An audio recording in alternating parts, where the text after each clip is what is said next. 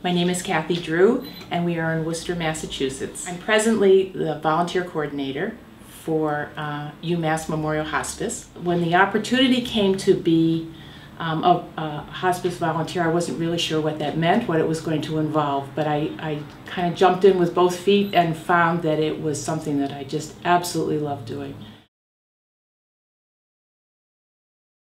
I haven't talked to anyone that's ever gone into being a hospice volunteer that wasn't nervous for their first visit.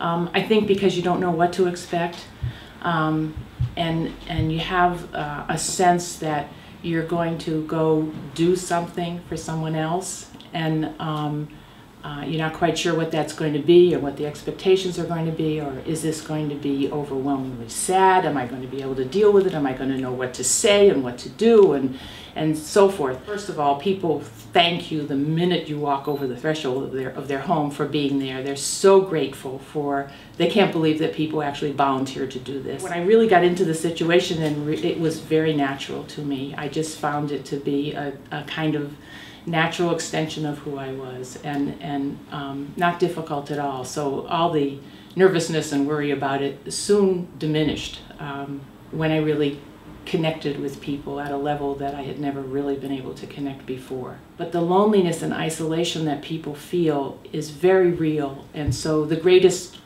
gift in the world that you can give a person is just a plain loving presence. There are such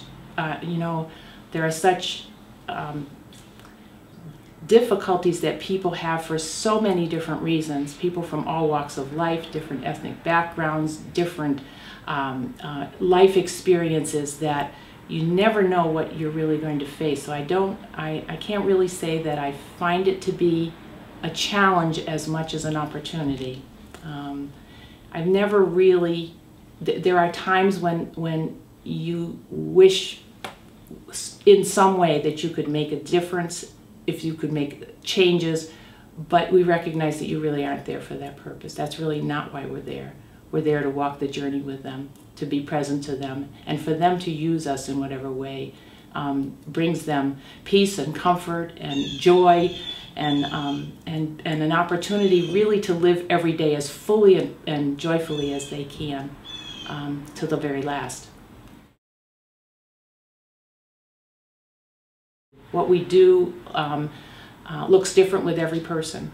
It can be sitting and allowing a person to just visit with you, just to be a companion, someone to talk to so that they're not alone. You might be in a situation where someone needs help ambulating, that they are a risk for fall, and so they need someone that walks with them and stays with them and is by their side and reassures them that they're safe and in good company.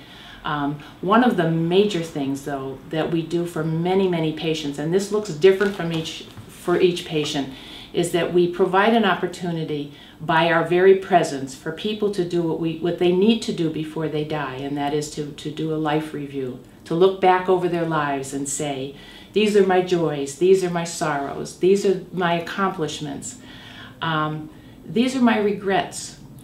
Often patients do not have the opportunity to do that with their own family members because they think everybody already knows my stories in my family.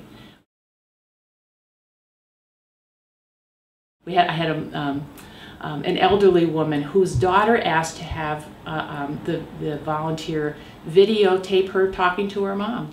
And she told the stories of how she made chocolate chip cookies for every birthday party, and you know what they did when they frolicked on the beach at the Cape and when they were little. And the daughter conducted the whole interview. The volunteer simply held the camera and then reproduced the videos afterwards so that they could be distributed to the other children in the family. So everyone had this, and this woman passed 2 days after the filming of this, so she was up in a rocking chair and you know, able to do this. It was just a beautiful testimony. Many stories like that. We had a lovely woman, young gal, who was in our program not too long ago, who had young children who were under the age of 5, and her fear was that she would pass without her children knowing her. And so the volunteer went in every week and spent time with her putting together books for each of the children. So there were letters from mom, there were photographs of mom, there were the story of mom's life in these books. And it brought her great joy, and she and the volunteer together were able to complete the book, put them together, and they were being saved to be given to the children. Those kinds of things are just precious and valuable beyond words. The volunteers all go through a 20-hour training program that brings in all the disciplines that are part of our hospice program. We have really tremendous services that are available, not only the nursing care, which is obvious, to care for the patient's medical needs, but we have social workers who interact with the families and spend time, obviously, working with the patients. We have a bereavement coordinator who helps people to deal with grief and loss, and does bereavement work for 13 months with the family after the patient has passed away. We have a massage therapist who provides wonderful service to both massage to both patients and their caregivers. We have a music therapist who goes in and has just wonderful sessions with whole families or with patients alone, bringing the joy of music and wonderful memories for people to be able to express and share. How do we prepare them? I think we talk a great deal about being able to face your own mortality.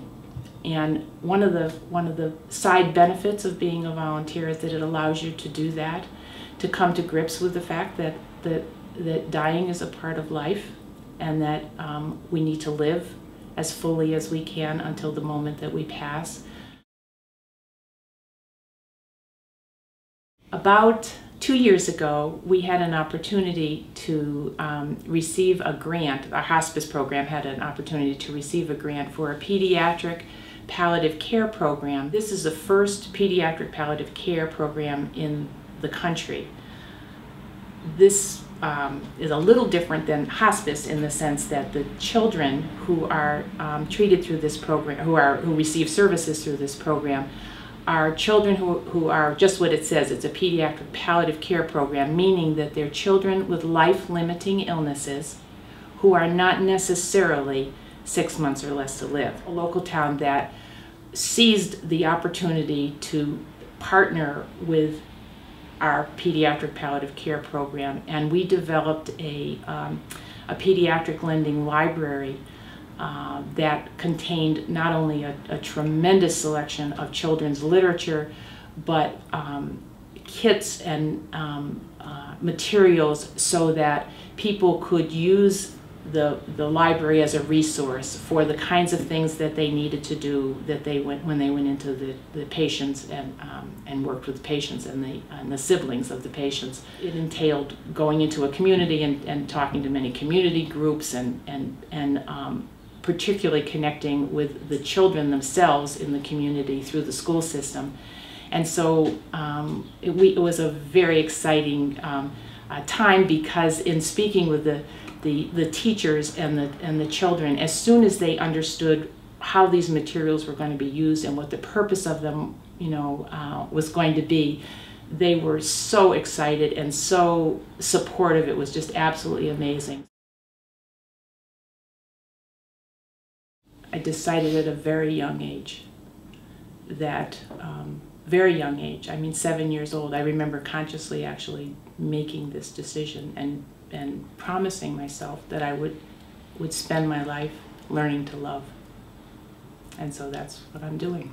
I think that's probably what I've learned the most, is that all the things of this world, and the things even that we're able to do, are not the most important thing. The most important thing is who we are and how we love one another.